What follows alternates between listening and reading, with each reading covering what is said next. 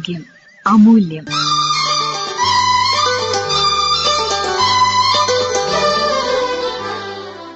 COPD നേരത്തെ കണ്ടെത്താം, ഫലപ്രദമായി തടയാം.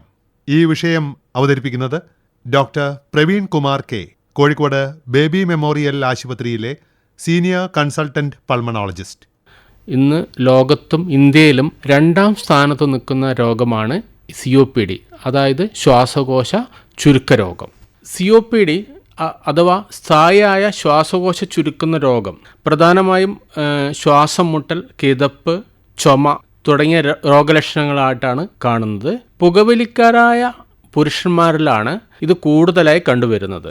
അപ്പോൾ ഇങ്ങനെയുള്ള ആൾക്കാരെ നമ്മൾ രോഗലക്ഷണങ്ങൾ മനസ്സിലാക്കി നമ്മളത് ഇന്ന രോഗമാണെന്ന് മനസ്സിലാക്കാൻ വേണ്ടിയിട്ട് ചെസ്റ്റിൻ്റെ എക്സ്റേ പരിശോധന, ശ്വസനശേഷി പരിശോധന, അതായത് സ്പൈറോമെട്രി, ഈ 2 ടെസ്റ്റ് ചെയ്താൽ തന്നെ നമുക്ക് മിക്കവാറും 90% കേസിലും നമുക്ക് രോഗം നിർണ്ണയിക്കാൻ പറ്റും. ഈ വർഷത്തെ തന്നെ തീം, വേൾഡ് COPD ഡേയുടെ തീം തന്നെ നോ യുവർ ലങ് ഫങ്ഷൻ, അതായത് നിങ്ങളുടെ ശ്വാസകോശത്തിൻ്റെ പ്രവർത്തനത്തെ പറ്റി അറിയുക എന്നുള്ളതാണ്. ഈ സ്പൈറോമെട്രി ടെസ്റ്റ് ചെയ്താൽ നമുക്ക് നമ്മളെ ശ്വാസകോശത്തിൻ്റെ പ്രവർത്തനം എത്രമാത്രം ഉണ്ട്, കുറവാണോ കൂടുതലാണോ തുടങ്ങിയ കാര്യങ്ങൾ കറക്റ്റ് അറിയാൻ പറ്റും. നേരത്തെ ഇത് കണ്ടുപിടിക്കുകയാണെങ്കിൽ കൂടുതലായിട്ടുള്ള അന്തരീക്ഷ മലിനീകരണങ്ങളും പുകവലിയൊക്കെ നിർത്തി കഴിഞ്ഞാൽ ഒരുപക്ഷെ 1-2 വർഷം 2-3 വർഷം കൊണ്ട് ശ്വാസകോശത്തിന്റെ പ്രവർത്തനം നോർമലായി മാറാൻ സാധ്യതയുണ്ട്. നമുക്ക് COPDകളിൽ പ്രധാനമായിട്ടും 2 വാക്സിൻ കൊടുക്കുന്നത്, ഒന്ന് ഇൻഫ്ലുവൻസ എന്നുള്ള വൈറൽ ഇൻഫെക്ഷനെതിരെയുള്ള വാക്സിനാണ്. ഇത് എല്ലാ വർഷവും എടുക്കേണ്ട ഒരു വാക്സിനാണ്, ഇൻഫ്ലുവൻസ വാക്സിൻ. ഇങ്ങനെ ഇൻഫ്ലുവൻസ വാക്സിൻ എടുക്കുമ്പോൾ ഇടയ്ക്കിടയ്ക്ക് കഫക്കെട്ട്, വൈറൽ ഇൻഫെക്ഷൻ വരാതിരിക്കുകയും, കാരണം ഓരോ പ്രാവശ്യം കഫക്കെട്ട് വരുമ്പോഴും ശ്വാസകോശത്തിന്റെ പ്രവർത്തനം കുറഞ്ഞു വരിക ചെയ്യുന്നത്.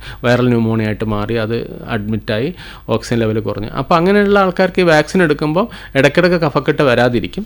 നാച്ചുറലി അവരുടെ ശ്വാസകോശത്തിൻ്റെ പ്രവർത്തനം കുറയുന്നത് തടയും.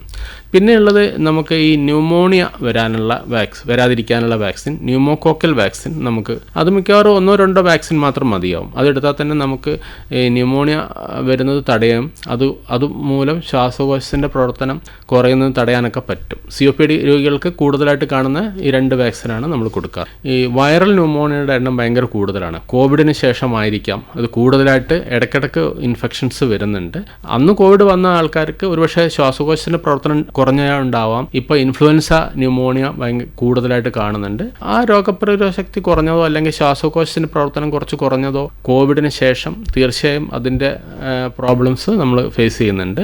അങ്ങനെയുള്ള ആൾക്കാർക്ക് ഒരുപക്ഷെ ന്യൂമോണിയ ഒക്കെ വരാൻ കൂടുതൽ ചാൻസ് ഉണ്ട്. COPD ഇടയ്ക്കിടയ്ക്ക് എക്സസർബേഷൻ എന്ന് പറയും, ഇങ്ങനെ ഇടയ്ക്കിടയ്ക്ക് വന്ന് നമ്മൾ ചികിത്സ കൂടുതലായിട്ട് കൊടുക്കേണ്ട ആവശ്യം വരുന്നത്. അപ്പോൾ ശ്വാസകോശത്തിൻ്റെ പ്രവർത്തനം മെച്ചപ്പെടാനുള്ള ബ്രീത്തിങ് എക്സസൈസ് നമുക്ക് എല്ലാ സ്ഥലത്തും അവൈലബിൾ ആണ്, യൂട്യൂബിലൊക്കെ കാണാൻ പറ്റും. അപ്പോൾ ശ്വാസകോശത്തിൻ്റെ പ്രവർത്തനം കൂട്ടാനുള്ള എക്സർസൈസ് നമ്മൾ പഠിക്കുക, അത് ശരീരത്തിൽ പ്രാവർത്തികമാക്കുക. 1.